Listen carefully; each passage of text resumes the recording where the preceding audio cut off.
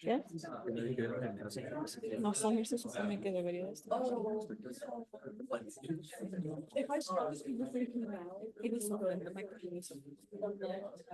So, hey guys, are you ready? Hey,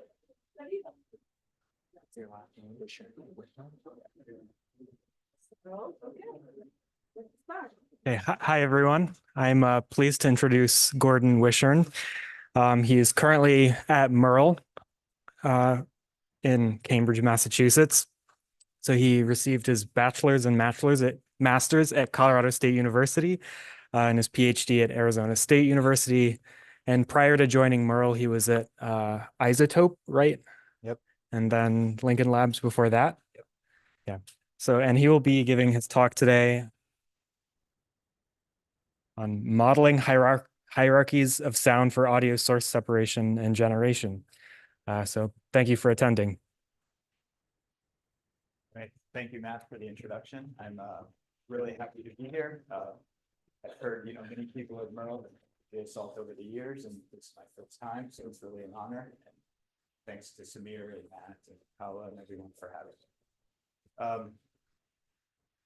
So I'm going to talk about hierarchical modeling for audio source separation, and then also, I think, maybe more current and relevant for people here, some of our work on audio sound generation, how hierarchical modeling figures in both things.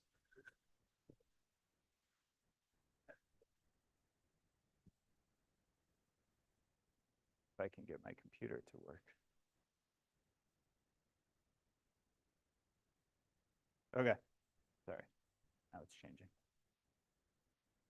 Is that okay? So I just, before I get started, I just want to say many people, including Matt, have collaborated on a lot of the work I'm going to talk about today. A lot of the work that's done at Merle is through our robust internship program where we have many PhD students. And then also many, on the bottom row here is many of my collaborators at Merle and postdocs and visiting researchers or consultants. So the way I got interested in this problem of auditory attention and is that, when I was probably like a high school student, I was fascinated when I could go to a concert and, I'd be listening to music and then I wouldn't really notice any piano playing, but then I'd kind of see a piano like off to the side.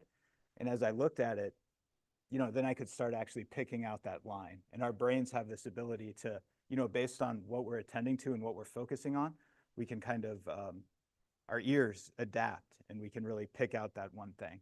And so this really fascinated me and made me want to do work on audio signal processing and ultimately audio source separation. And so audio source separation has been a long studied problem. And even before that, people called it this ability I just described, being able to pick out a certain sound and have your ears focus on it. It's called the cocktail party problem.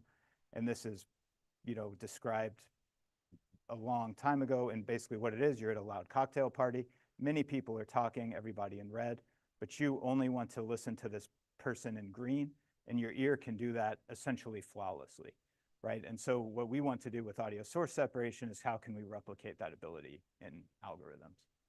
And so there's been a lot of work on that, but let me just talk about something that's a little bit newer is so we recently went from the cocktail party problem to what we called the cocktail fork problem. And this was motivated, a few years ago now, I had a young daughter and she was a baby, and maybe many of you who are parents have been there. You put the baby to bed and then you want to watch a movie. You've been waiting a long time to see this movie. You're having trouble hearing the dialogue. You turn up the volume and then there's a huge car crash. The room shakes, the baby wakes up and starts crying. Everything messes up. So it's like, how can we build a smarter volume control for this kind of produced content? And that's where we came up with what we call the cocktail fork problem. And this cocktail fork problem, what we mean here is that we're taking any sound scene. It could be a movie audio, it could be a podcast, it could be even sound coming in from a hearing aid. But oftentimes in the cocktail party problem, we're only interested in a voice of a single speaker. But we're saying maybe we want to just divide the scene up more granularly or more broadly. And kind of the highest level we could think of to do this was what we call the cocktail fork problem. And that's to divide into music, speech, and sound effects, these three classes. And then what we did is we built this triangle controller shown down here at the bottom. And when it's in the middle, you get kind of the equal balance of speech, music, and sound effects, but then you can move it between the corners and focus on one sound or the other. And this model actually works quite well. Here's a fun YouTube video kind of demonstrating how it works. You can see the controller and how that moves at the side, and then the text here will go bigger depending on which sound the model is focusing on.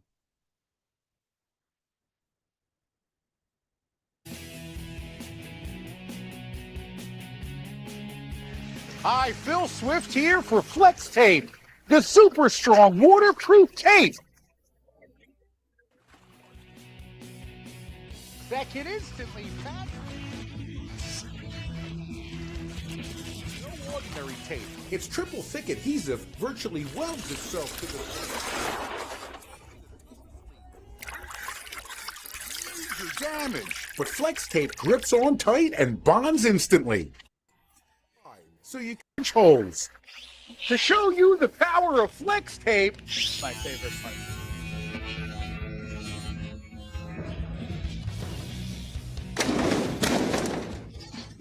So he saws the boat in half and Flex Tape sticks it together and it can still float.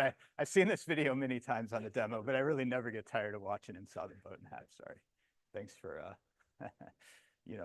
indulging me to watch that again. And so since we put this out, it's become actually something that's quite practically useful. And so after we put out this paper and a data set for people to train their own models on this task, we were contacted by Sony. And because they have a lot of work where, they have this whole archive of old movies like Lawrence of Arabia, and these have just single mono soundtracks, but they want to mix them in modern day, like Dolby Atmos, new remixes. And so they need source separation technology to do that and get the different channels that you would need for some kind of Dolby Atmos mix. And so what they said, wouldn't it be great if we could do a challenge and people could actually test on our movie data? The sad thing is their movie data is copyrighted. They didn't want to make it public. But they set up this thing through a company called the AI Crowd where someone could train a model on our synthetic open source data and then upload it, their model, and then have it be tested on Sony's private data. And that was, we learned a lot about this problem from there. It got good traction here. I went to a Consumer Electronics Show in Las Vegas. I built an iPad app of this interface, and we demoed it here for helping people like hear better in noisy restaurants and a piano bar specifically, because oftentimes most hearing aids now, they have very good algorithms now for doing speech enhancement, focusing on speech, but it's kind of hard to see here, but this kind of demo sound scene we had was at a piano bar. And if you can imagine you're sitting between this table of people and the piano, their speech is really negatively impacting your ability to hear the music. And so the algorithm can be useful in situations like that. And even more recently, people at Netflix are making extensions on this work because it's a very important problem for them because they have data from all these different countries, all these languages, and to automatically caption it or automatically understand it, they need to separate and enhance the speech. Or even for captioning, they may want to separate out the music and sound effects. And so they're using this as well. And so the way this works is it's a pretty classical, deep learning's been around long enough now, I can call it more or less classical, but it uses this technique of time frequency masking. And so we really represent a audio signal as a spectrogram, right? We have time on this axis, frequency on the vertical. And then what we do is we need a model to learn a mask for every source. And what a mask is essentially, in the simplest way to think of it, is a classification decision for every pixel in the spectrogram. And that was a mapping that pre-deep learning was very difficult to do and to get accurately. But now with deep learning, this has become a very mature problem, and people are using this all the time. You may have heard recently the Beatles, released a new song using John Lennon's voice that they could never get this bad piano sound out of it, but source separation is finally good enough that now it works. And then once you have these masks, you can get this spectrogram for every mask, invert it to get back to the audio signal. And you can train this using signal reconstruction losses of all type, whether they be mean squared error, L1, or mean absolute error loss. They can be log weighted, such as SNR. You can have the loss just on the spectrogram magnitude and then use the noisy phase to resynthesize, or you can actually try to mask the complex spectrogram with complex masks, or even work directly waveform to waveform. And the pipeline here that we did to do this, I mentioned there was an open data set, so we really had Sound effects came online from Freesound, which is a public open source data set of all types of sound effects. Speech is LibreSpeech, which I'm sure many of you here are more than familiar with. And music comes from Free Music Archive, which is also an openly licensed data set of music. Then we make synthetic mixtures, put them through the deep neural network, get the estimates, compare those to the ground truth with the loss function. And so one thing that we found is we've been doing this source separation of all types is we say it's source separation and there are these sources, but it's really hard to actually determine what a source is. So one thing we really struggled with this cocktail fork problem that I showed you is what do you do with singing voice, right? If someone's singing, you know, maybe there's a song in the background. Is that speech or is that music? And it really is context dependent, you know, so we decided that we would put singing voice in music, but the Sony data that was used in the challenge had no singing voice in music. So there was a mismatch there. So that's a really tough case. Oftentimes there are multiple people talking. So in our case, we put all the people in the speech channel here, but in the cocktail party problem, classically, you just want to isolate a single voice.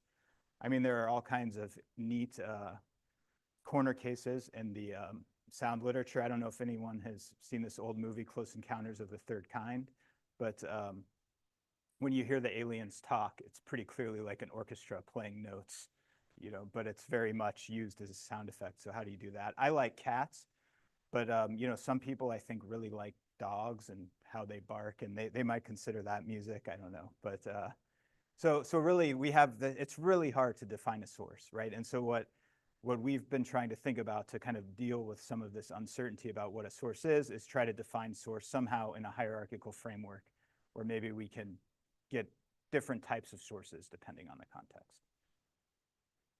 And so that's what I want to talk about today. So I'll try to go a little faster during the first part of the talk on hierarchical source separation, and then I will talk about some of our more recent work on audio generation using similar types of concepts at the end.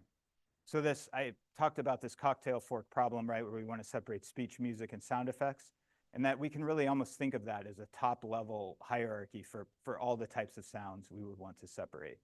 And so the first is once we have the speech signal, there's all kinds of problems we want to do specific to the speech signal, and this is kind of what I'll talk about first. This was kind of my first introduction to source separation.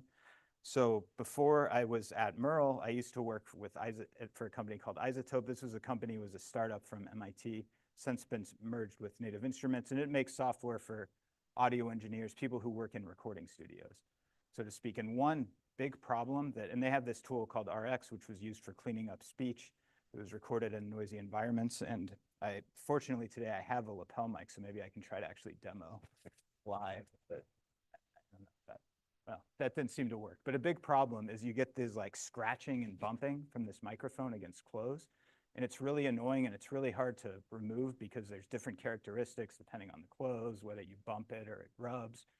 And so pre-deep learning, this was very difficult. And so this was my first introduction as we recorded, you know, we got a whole bunch of different lab mics and a whole bunch of different outfits, and we did jumping jacks to try to record this noise. We mix it with clean speech, and we trained this deep learning model to remove it. And it really worked quite well. And so then I thought, okay, that's great, but you know, it's pretty easy for an algorithm to determine the difference between noise, such as microphone rubbing on clothes, but what if the noise is another person talking? That's a lot harder, right? Because both signals are human voices and share many of the same frequency characteristics. And so while I was at Isotope working on this D. Russell and deep learning speech enhancement, I saw this demo from down the street from these people at Merle where they could actually separate two human voices. So I'm going to play it. This is from before I was at Merle. But Changes for the better is Mitsubishi Electric's corporate statement.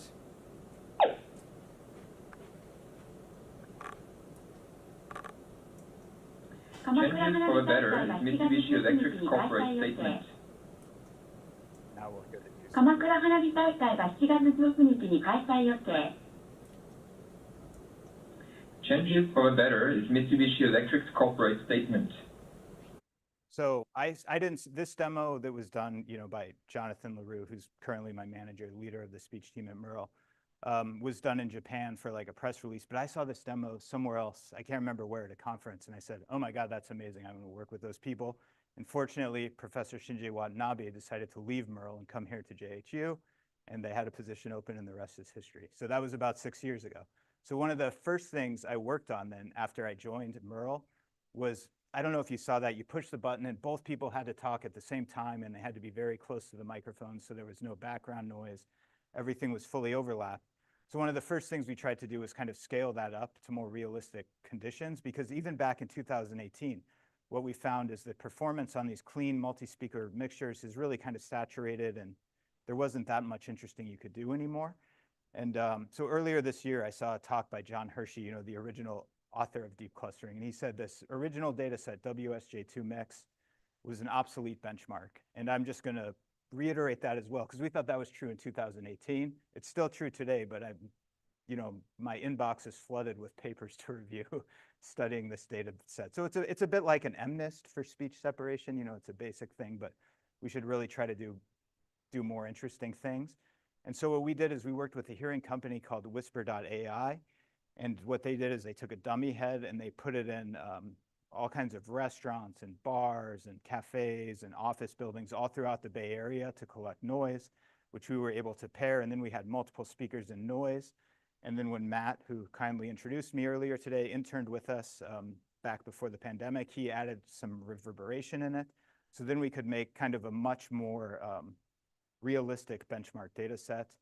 And this was kind of my first introduction to kind of like a hierarchical approach for source separation was we did something, not really a hierarchy, but what really ended up working well was to do these cascaded models.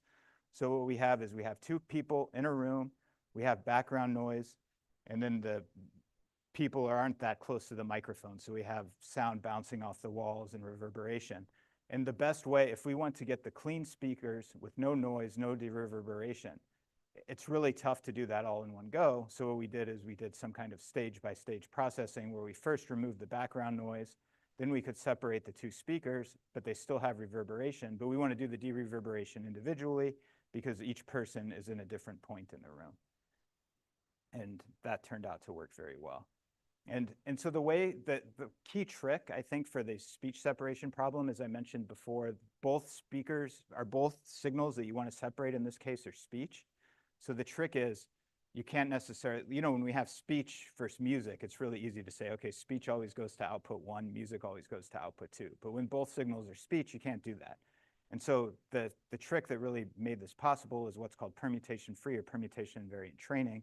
And what this does is just kind of a simple exhaustive search on all the potential matching between ground truth signals and output signals by the model during training. And then you only back propagate through the best match.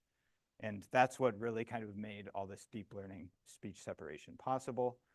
And but then another thing you start to wonder here is maybe you don't want to separate all the speech signals using permutation invariant training, because like the cocktail party problem, right? You really want to focus on a single speaker. And another thing we realize is maybe these models aren't actually that permutation invariant after all. Like maybe the louder speaker always goes in the first output. Sometimes the data set even has, you know, many times now that we're training big models, any type of bias we put in the data set is going to propagate through the model. And in this case, you know, the benchmark speech separation data set actually always puts the louder speaker in the first channel by design. So that's going to happen. And then, but really, so we wanted to see is instead of trying to separate everybody, what the field is really moving towards is this idea of conditioned source separation, where you specify who you want to listen to.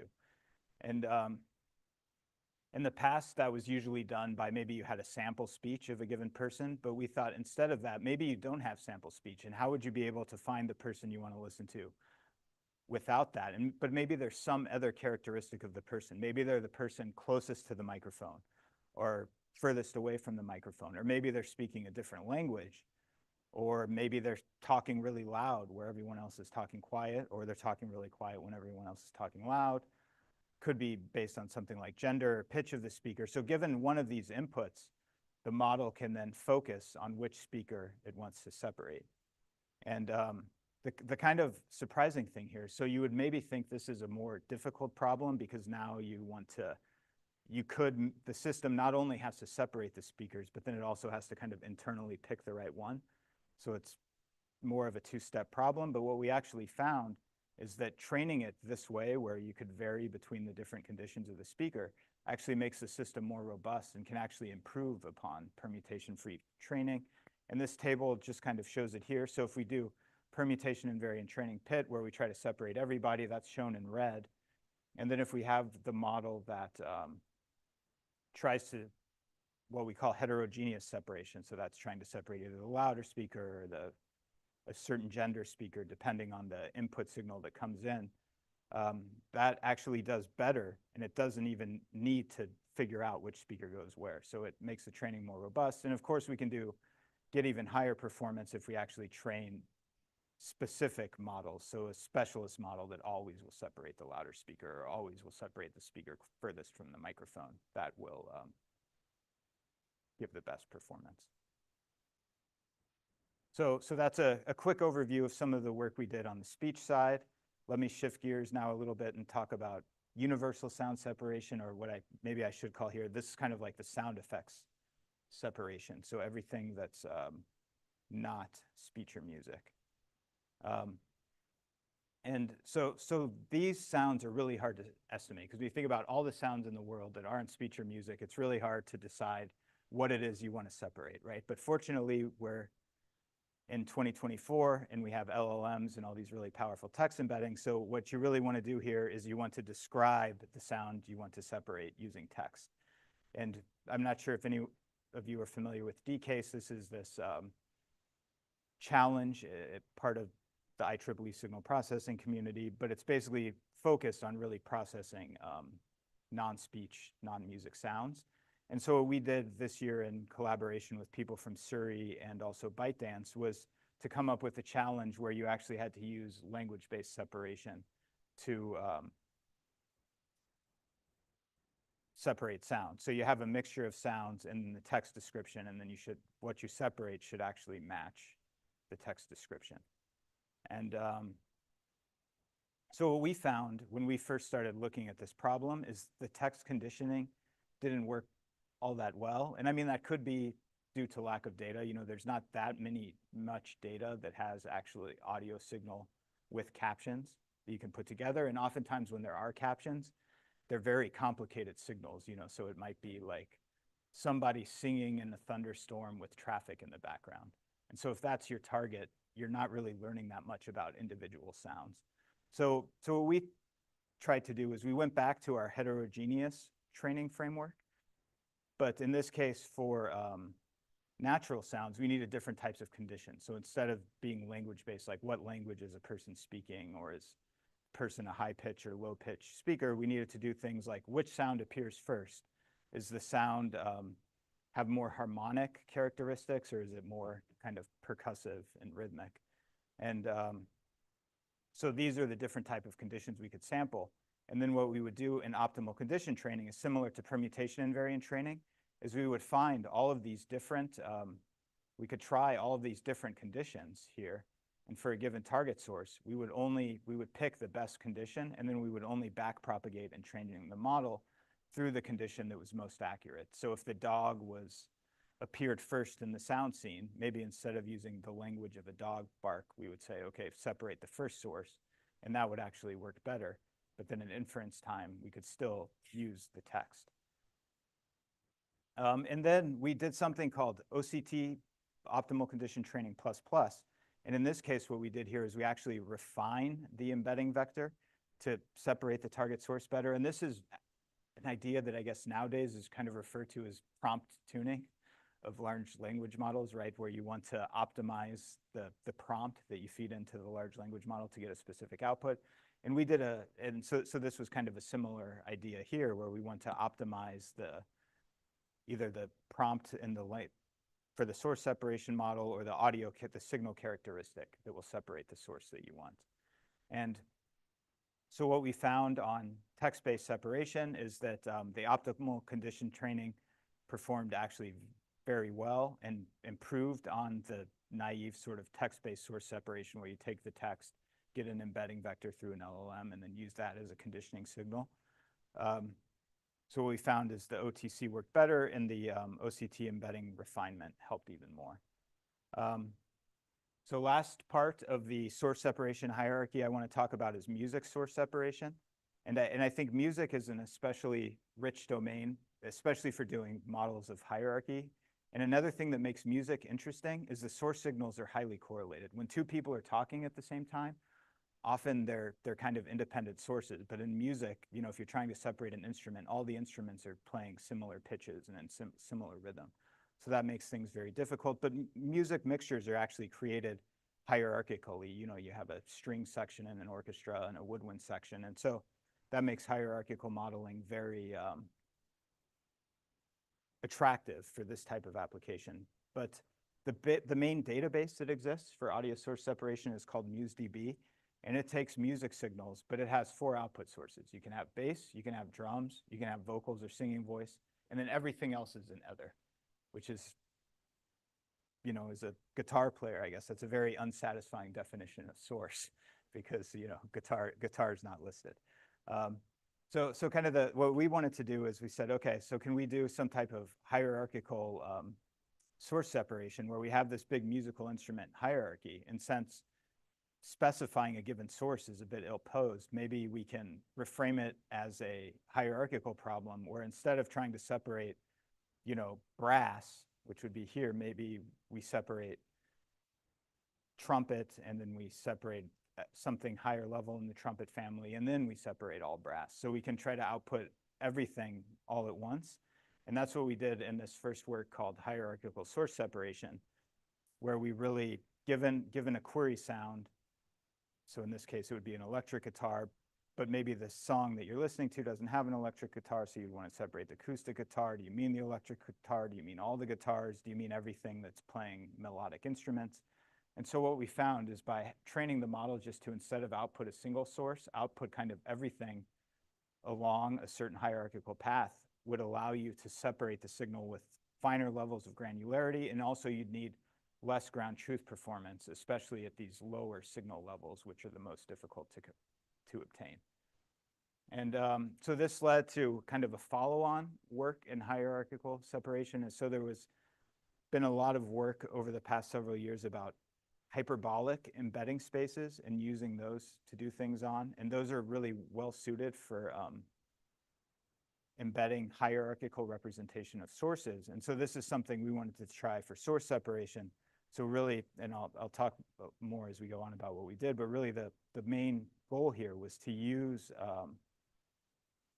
for every time frequency bin in the spectrogram, we would learn an embedding in this hierarchical space.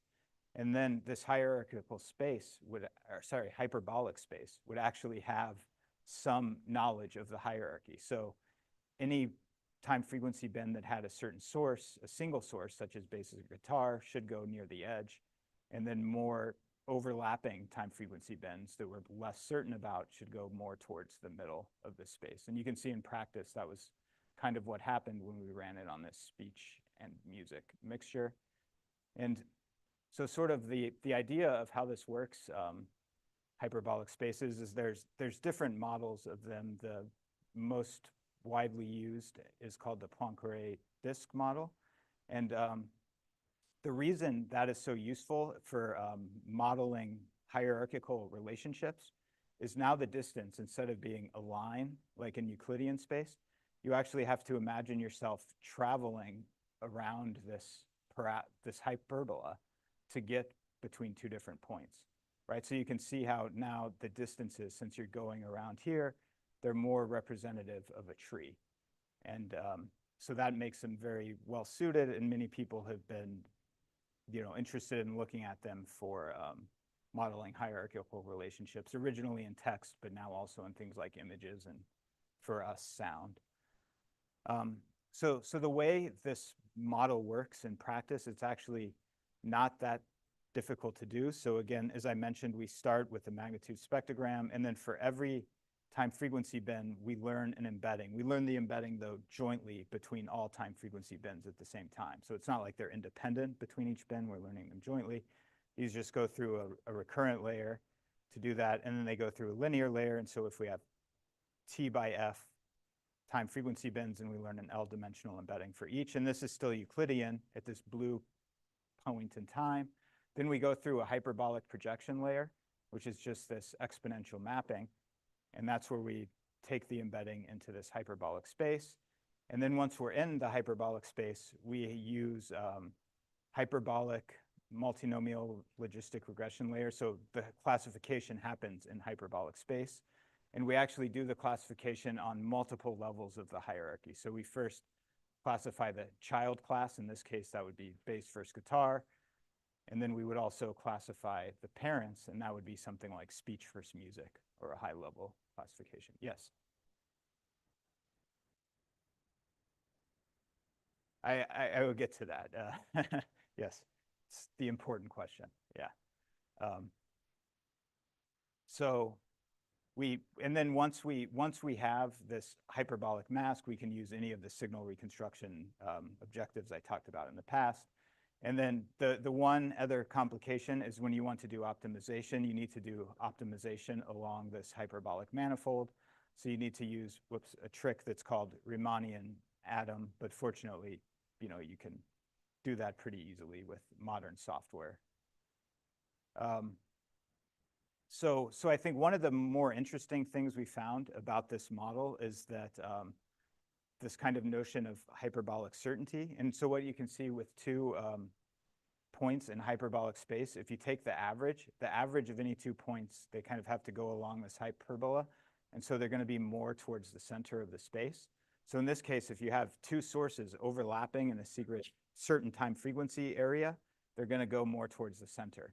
And what we found, you don't necessarily have to train for that. It's just a property of the embedding. And we found that in practice, that was quite true, right? If we had a single source shown in purple here, it was very close to the edge of the space. And then if there were many sources overlapping, then the embedding here would be more towards the center. Okay, so now I want to get to the question about dimensions. And so this is where, so the hyperbolic space, to work, to really get the benefit, low dimension is where we saw that it worked well. Once you go into high dimensions, what happens is you can imagine a Euclidean space. If you have enough dimensions, it can also, by putting points, alternately in different dimensions, it can also do these tree relationships. And that's kind of what our our results sort of bore this out. So if you can see this, the green Euclidean, the blue hyperbolic, you can see in low dimensions like dimension 2, the hyperbolic performs much better. Once we get up into higher dimensions, the Euclidean is performing better, probably because the optimization can be done easier. So why would we want low dimensions? Maybe you could make an argument for computational savings and everything, but another thing for me is we thought, okay, wouldn't it be cool to make like a source separation interface? Because if you have 2 dimensions, right, you can make an interface about something that you can't do in high dimensions. And so that's kind of what we did here. And it appears my PowerPoint is frozen, sorry.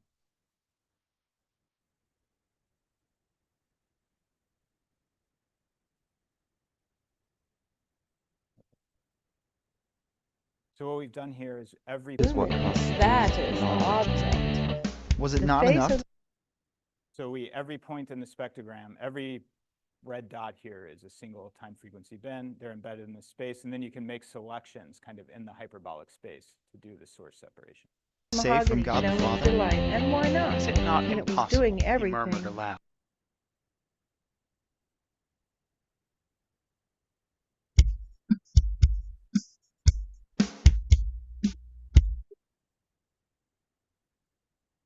Sorry, my PowerPoint is really struggling.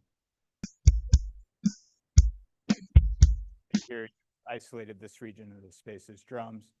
You'll have to trust me that you can watch the video on YouTube. The code is also available. You can try this out. But really what you see is if you take these places near the edge, you're only going to get a certain source. And it's going to be very specifically that source, but it'll be very artifacty because a lot of the details are missing where it's overlapping with other sources. And so people often ask me, MERL stands for Mitsubishi Electric Research Laboratory. And Mitsubishi Electric makes a lot of machines. They don't do a lot of work on music. So they're like, why are you working on music? And my answer is, well, because I want to. But that doesn't fly. I need something better for the bosses, right? And so, but fortunately, like machines, we do a lot of work on wanting to diagnose machines, right? And machines are similar to musical instruments in that usually when they're operating, parts are operating in sequence, so they're very highly correlated. But there's not a lot of public machine data.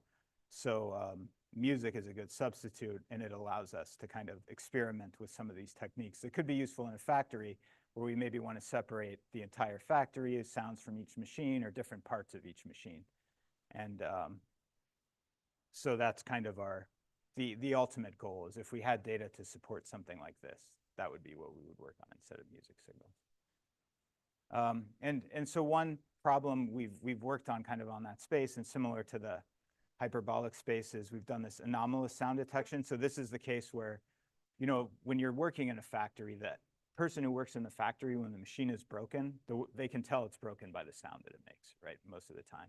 And as we increasingly automate things, how can we automate this idea of telling when a machine is broken? And since people do it with their ears, maybe sound would work well with that too.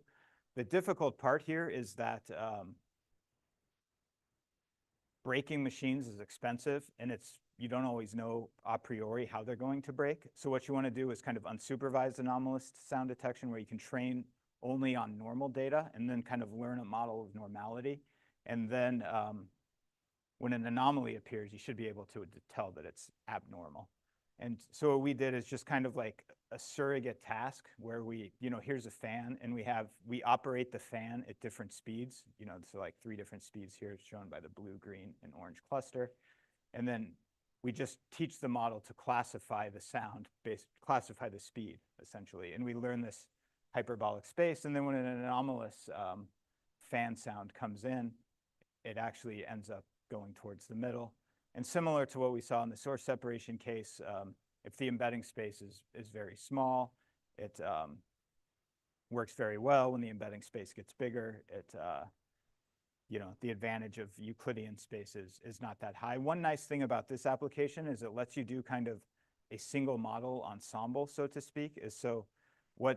Before hyperbolic spaces, the baseline model of normality when you classify the sound speed would be if you have a sound operating and you know what speed it's operating at, but then the model predicts something very off, you would say, oh, that's probably anomalous. But now we can use that in addition to where the sound lives is in this hyperbolic space to come up with kind of a single model ensemble. Okay, so I have, about 20 minutes left? All right, so I'm gonna talk about now, change gears a little bit. Yes? Yep.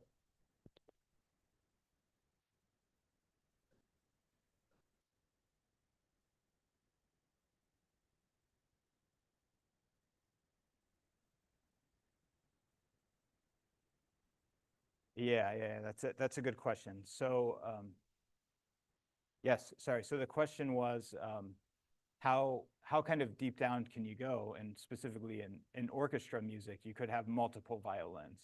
And can you separate each of those violins? And that's a good question. I think, so there's not a lot of public data to answer that. So I don't think we know.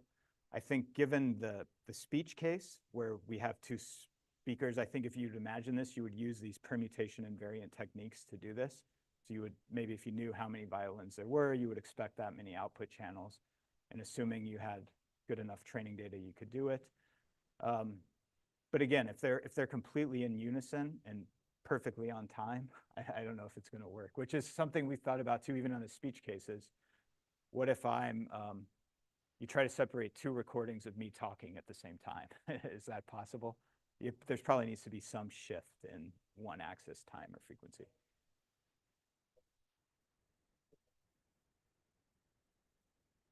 Yes.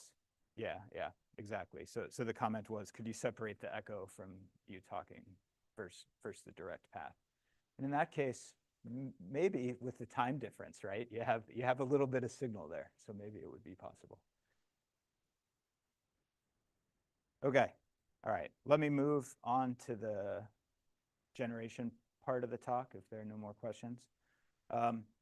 So I think So, all right, so we talked about this source separation, and this was very, kind of like signal processing focused of, we want to sort of learn how to remove sounds from the audio. But now it's like, okay, you give me some noisy audio, who cares about denoising it? Just use a generative model to generate something clean, right? And all you need is to feed the model with text, something like, okay, generate a single violin in an orchestra, or in this case, slow romantic dance music, and the model will output audio. And so kind of a dominant paradigm for how these things work. And I know there's a team here led by Samir working very much on this space, is they're essentially an LLM, but the tokens, instead of being these discrete text tokens or audio tokens that come from an audio codec, right? So you train this autoencoder that has a vector quantization discretization step in the middle, and now a continuous audio signal is turned into a discrete token. You learn this large language model, and it can generate tokens autoregressively at generation time, and then these tokens can go through the decoder, and then you have sound in the output. And so this is great. I mean, text is cool. I think I mentioned at the beginning, before I was at Merle, I worked for this company, Isotope, who was making products for audio engineers.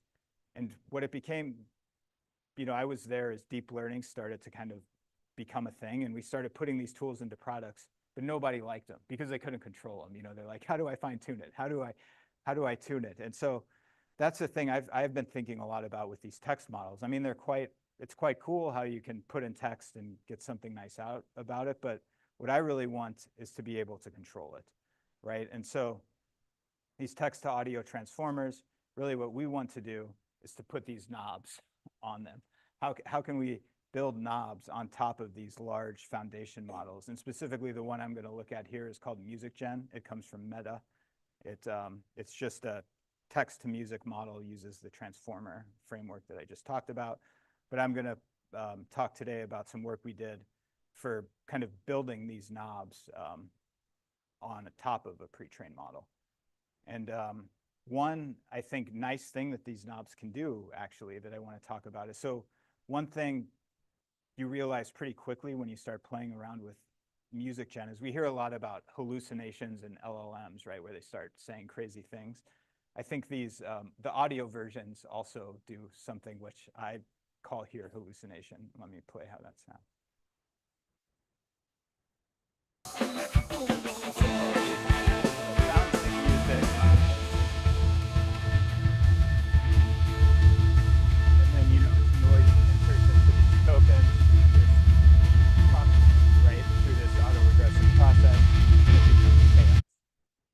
Right, and what I call here audio hallucination, right? The model descent. It doesn't always do that, but it happens enough to be annoying when you start playing with these things.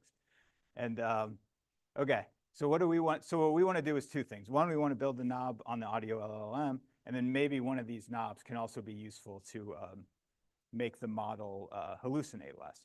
And the technique we use here is what's called classifier probes. This is, I think, originally proposed, at least to the best of my knowledge, in this paper from Bengio's group in 2017. And what these are is really, you just put simple classifiers on intermediate layers of a network.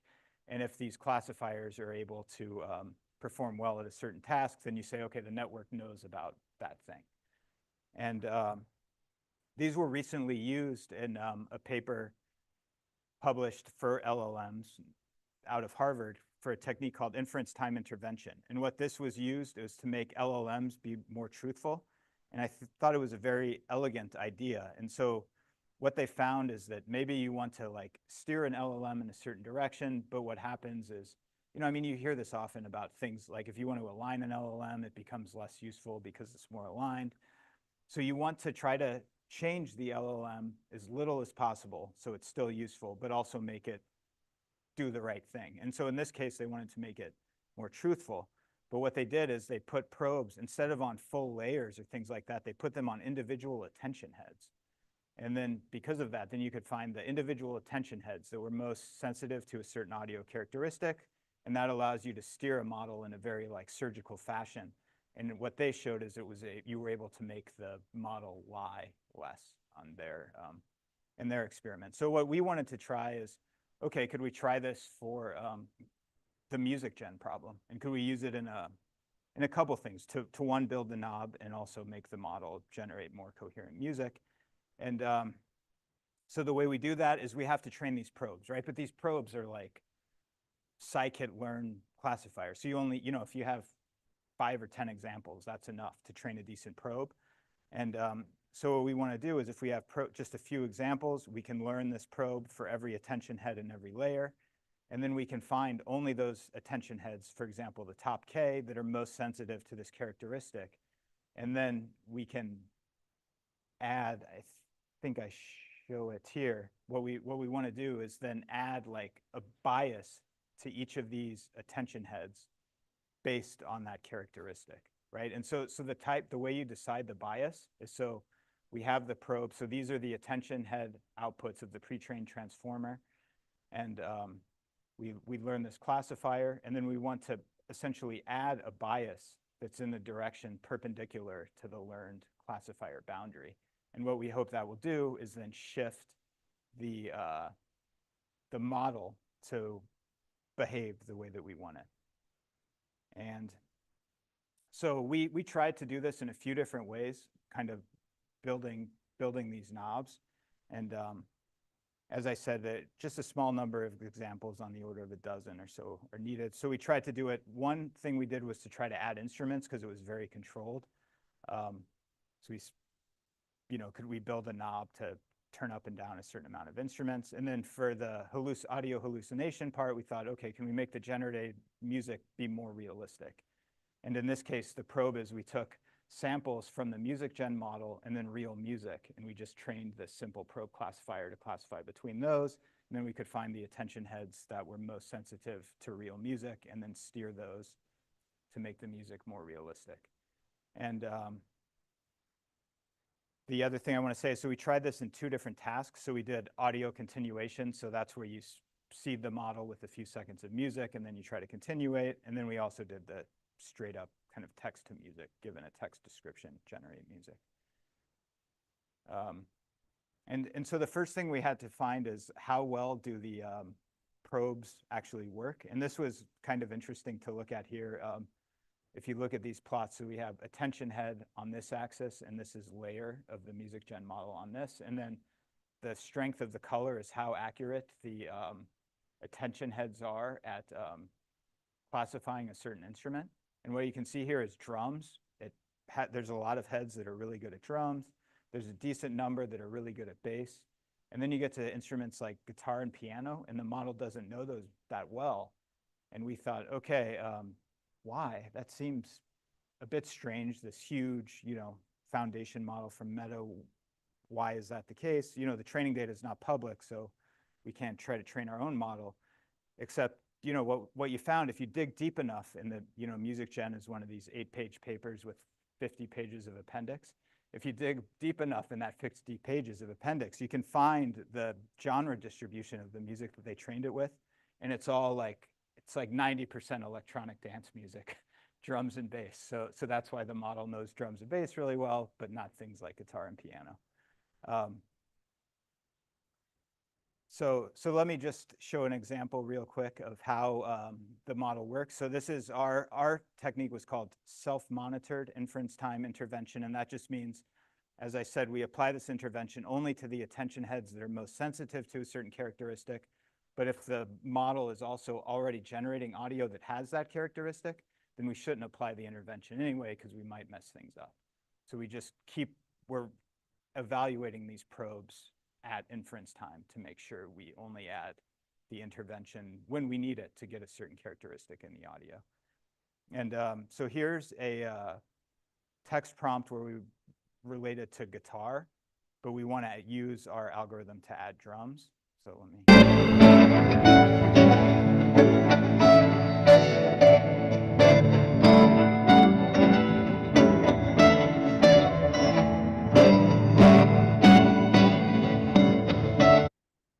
So that's what the model gives based on this guitar-based prompt. If we ask it to add drums,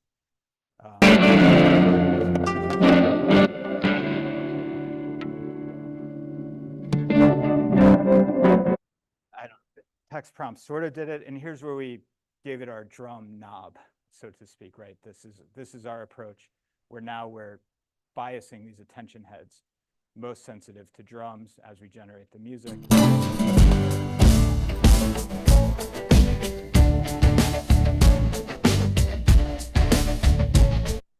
I think everyone in the room would say that definitely has drums. So we tried this out. We did an experiment where we had people listen to it, where for both the audio continuation and also text to music, where we applied no intervention. We also said, okay, maybe you could just, and for continuation, I should say, we made sure all the samples we applied this to, if we're saying add drums, we made sure the seed music didn't have drums. So it was kind of the most difficult controlled case. And then we said, okay, can we just say add drums as a text prompt? That didn't work too well. Then we could try the original sort of biasing approach that doesn't do self-monitoring, and then our approach that tries to do self-monitoring. And it worked pretty well, based on these subjective tests. And now I think I mentioned at the beginning these ideas of audio hallucination, and could we stop the model kind of from diverging as it generates longer samples? And as I think I said before, the way we did this is we had these probe classifiers to separate output from the model versus actual real music.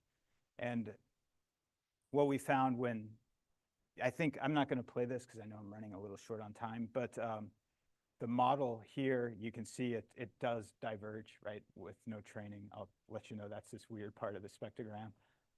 Then we could actually just tell the text prompt to be more realistic, as you would expect. That didn't work very well. And then with the smitten, I think you can see in the spectrogram, it looks like rhythmic music the entire way. So that did work, similar to the LLM case where they used this probe biasing to make the model more truthful. We could use it here to make music kind of more coherent, longer from these LLM type generation models. And then another fun thing we did is, I don't know if anyone has seen this video from Saturday Night Live, the more cowbell. This is the great Will Ferrell here on cowbell, and this is Jimmy Fallon on guitar. And so basically what happens is the joke is, they want more cowbell in the song. They want Will Ferrell to keep playing louder and louder, and he's just going crazy banging on this thing. And it's pretty funny, like these other actors in the band can't keep a straight face. They're just cracking up. So we thought, okay, could we actually use this approach to generate more cowbell and basically build a more cowbell knob on top of these music foundation models. And so really what we needed to do then is we needed to have music that didn't have cowbell, and then we just need to add a few samples where we add cowbell to it. We train these simple linear classifier probes. We identify which heads are more sensitive to cowbell, and then during inference time, we push the output of those sensitive heads towards cowbell. And so this is kind of what you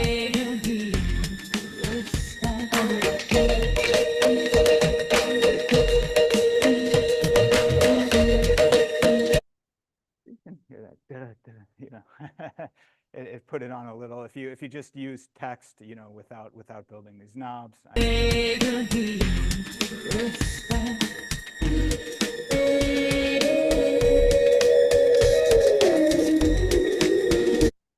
So you're getting less of the rhythmic cowbell. Okay, so how should I stop short, or should I go a few more minutes? Okay, so the other thing we worked on in generative AI is this idea of duplicating training data, and I think this is something that we all hear about these lawsuits, right? I mean, I put here some quotes of some of the famous ones. I like Sarah Silverman, is called OpenAI industrial strength plagiarists. We know that these models need training data to work. There was recently, the US record labels are suing some of the big AI music companies for using their training data. And when you actually look at these lawsuits, the big evidence that these people have is they can design prompts, for the Sarah Silverman case, they can get ChatGPT to regurgitate parts of her book, right? Or, in the music case, they're showing, this, if you design a prompt in a certain way, it generates a song that's almost identical to Madonna or some other copyrighted music, right? And that's kind of like the big evidence here. And I'm not a lawyer, and I don't, you know, there's fair use questions. I'm not going to come down on one side or the other, but I think it's kind of an interesting technical question, because we do know that a lot of times in this era that we're in right now, data trumps all, right? If you're building a model, the better data more often than not is going to beat the better algorithm. And so I think it is interesting. Why do these models actually memorize data? How is it happening?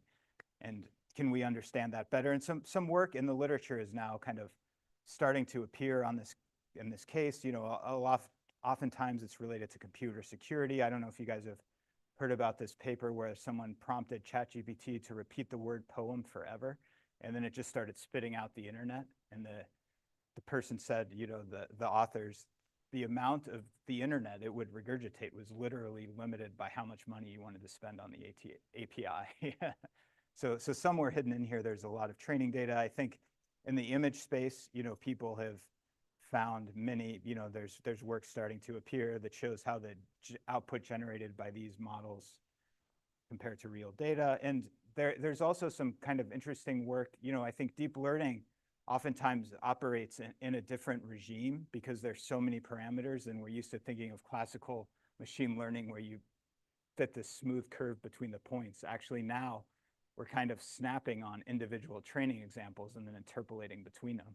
And that's how these models operate a lot. And so that's kind of what this privacy onion effect tries to say, that even if you get rid of memorized examples, the model will then start to memorize new examples that weren't memorized before once you retrain it without the samples that were previously memorized.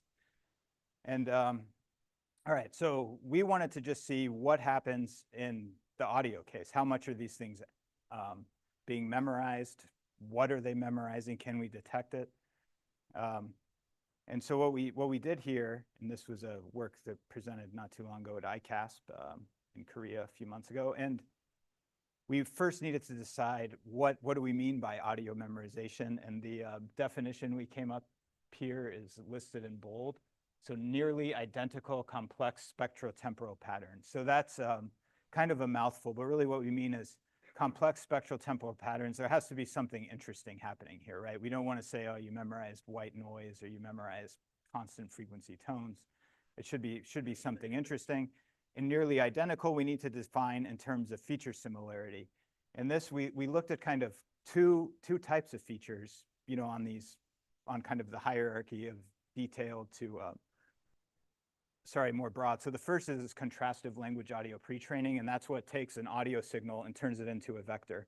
And then you just say, okay, how similar are these vectors to my training data? If they're similar enough, I call it a match.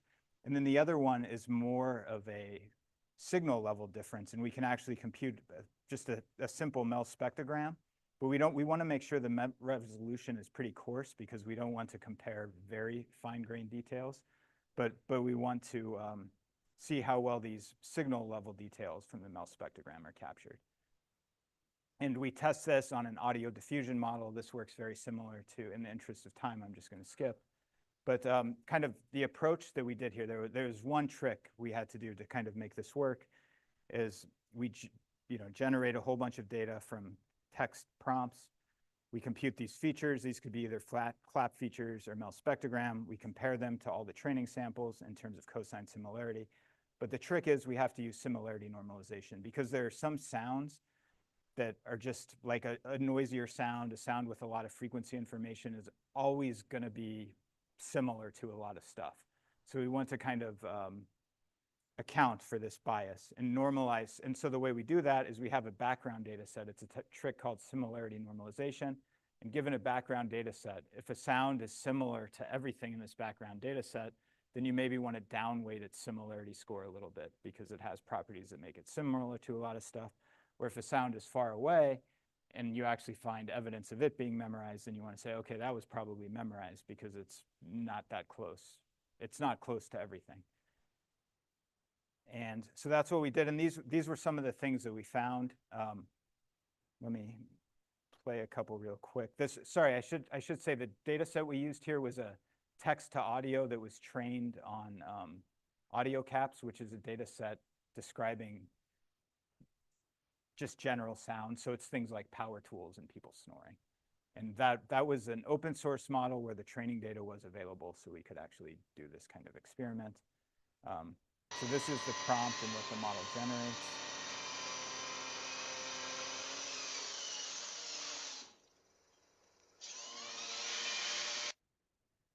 All right, so you can see the sawing, and there's kind of this pause in the middle, right? And what we found is, you know, in the training data, there was a caption for high-pitched drilling. And I don't know, my PowerPoint is acting up, but I think you can see that the pause was exactly at the same place, which was a bit strange. The timbre of the sound was actually a little bit different though, right? It's a different type of drilling, and you can kind of see that in the spectrogram, even though it can't play. And we saw a similar thing with snoring, right? So there was you prompt a person sleeping while snoring, and then there are these different training data samples where people are snoring, and they do look a little bit different, but there's always kind of like these 3 snores spaced equally. So it's interesting, these types of things that are repeated.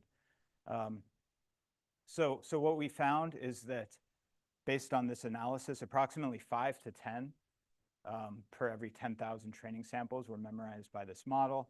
And what we found is that features such as when events turn on and turn off, or the length or duration of sound events, were oftentimes very similar to the training data, but the exact acoustic timbre was a little bit different. And that could be maybe related to these like audio codecs or these last step decoders that we use to actually convert latent features into audio.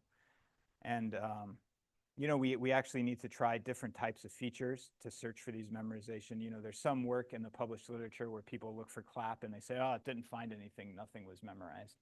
And, you know, I think that's more an indictment of the clap feature than it is the model not actually memorizing data. But, you know, this is still very early, and I think there's many other questions left to answer, such as how do the training prompts impact memorization? There's, you know, duplicated examples. There's a lot of work that those are memorized more often, et cetera. Okay. So I think that's it. All right, so my last slide here, I said, you know, I told you guys a little bit about source separation and how, you know, defining a source is often ambiguous. We used hierarchical models to deal with that uncertainty and make things like neat interfaces. But, you know, in source separation, LLMs and audio generative models are kind of really changing the game. And so then at the end, I talked a little bit about training data memorization and audio generative models. So only a few minutes over. So thanks everybody for staying and for your attention.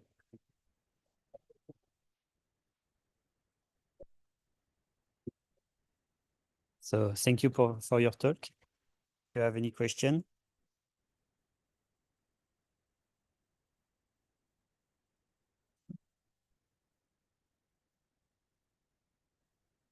No question?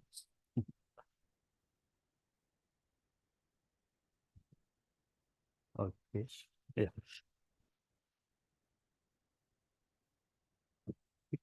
Just wanted to know a little bit more about source separation, as you said, is a pretty old field, right? Yeah. So now with codecs and LLMs, do you think like there's any promise of like using those techniques and maybe do better than the previous methods? And you know, how do you see that fit in this like old paradigm, I would say? Yeah. So I think it's being used a lot. You know, I talked about here how the classical approach is masking, where you try to kind of make a classification decision on what signal is where. And that's being replaced now by what's called mapping, which instead of masking, you just regenerate the signal in a sense. And this is happening more and more. And I think it really depends on the application, right? I think there's some people, if you're working in like intelligence or you need to do a court case, you don't want something that's regenerating a signal, right? I think we've heard enough about LLMs. And so you want something that's going to be very faithful, and probably like more old school signal processing techniques are gonna work better there. But I think for creative applications and everyday uses, I think, yeah, generative models are very well. And I think as we get better and better at conditioning them, they maybe will move to becoming more trustworthy. So I think source separation field, as many other research fields, is certainly moving more and more towards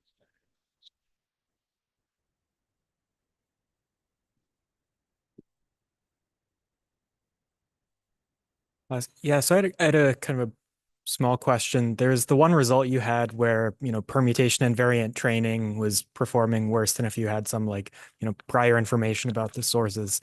Um, and my question is like, do you have any intuition for why that might be? Because like, one of the takeaways I have from working with neural networks is that if you give them the flexibility, it tends to work better than constraining them. And like I assume you have the same architecture or whatever, so it's not like the network isn't capable of achieving that level of performance. So why does giving it that flexibility actually reduce its ability? Do you have any like intuition or any experiments or anything that's poked into that? Yeah, that's a good question. I think it has to do with this multitask training, but we haven't looked into that a ton. I mean, the other thing I've realized too is this permutation and variant training, when it fails by putting bits and pieces of each speaker in different channels, right? And so I think maybe this, by conditioning on something else, maybe it helps some on those confusion cases, and that's bringing up the average performance, like the mistakes it makes are maybe different and less catastrophic. Yeah, that makes sense. Good question.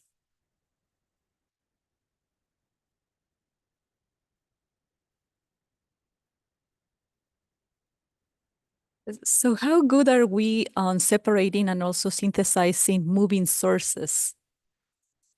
Good question. Yeah. So, to be honest, I don't really know. I mean, musical instruments in some sense are moving. I mean, I guess maybe everything is moving by some definition because it's vibration, and it has to be moving. But yeah, for things that are maybe like fast, right? Like an airplane or that's a good question. It changes things, I think, it's going to depend on the microphone setup, right? If you have a single or multiple microphones, the size of the room for reverberation, and then also maybe how fast the source is moving, because you have things like Doppler shift frequency. And now that you say that, I have seen, in some of these general sound effects separation, there are sounds like sirens that people are separating, and those work okay, but those are maybe kind of easy sounds because they're just lines, but the lines become kind of diagonal based on the Doppler shift when they're moving, but they seem to still be separated pretty well. But yeah, I think that's a good question, and especially with maybe related to Matt's question, when things get confused with source separation, probably as people move in different places with the microphone, I think that's a prime time use case where things would get confused. But I don't know of any formal like study.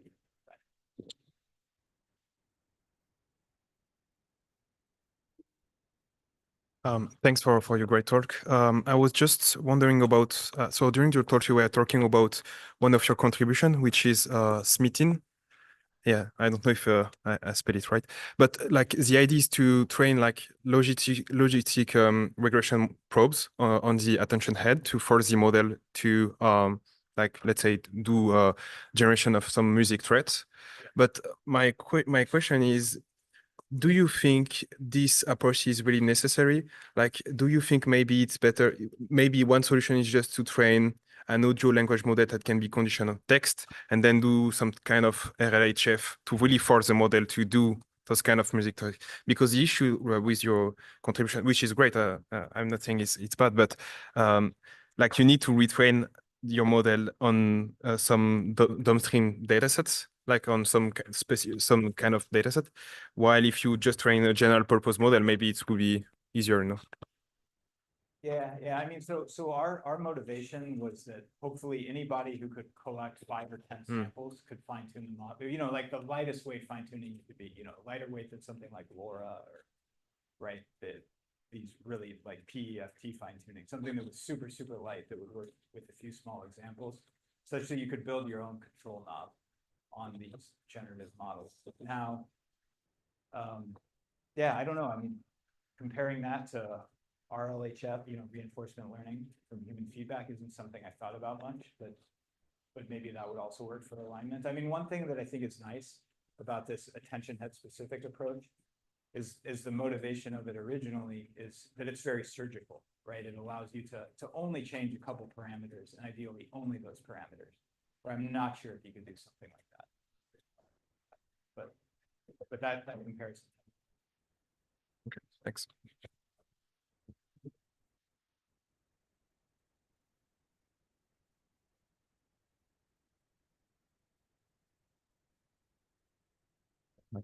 My question is about the difference between synthetic and real data. Many of the data sets are created synthetically for source separation, right? And also created from libre speech with red speech.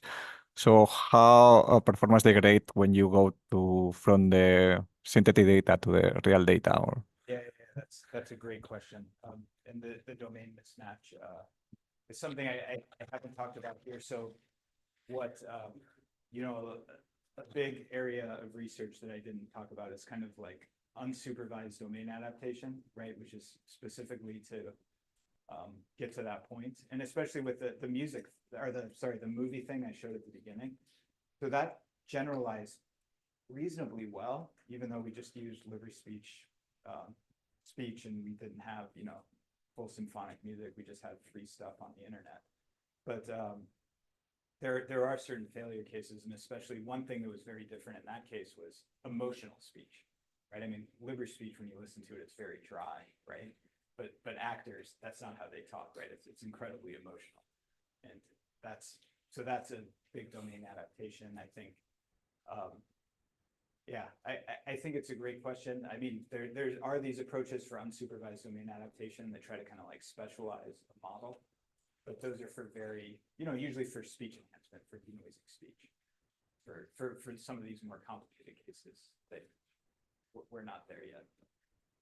And so it's sometimes good, sometimes bad. As many things do. Yeah. Okay. So thanks again for your great talk. I think we can stop here. All right. So Thanks, thank you.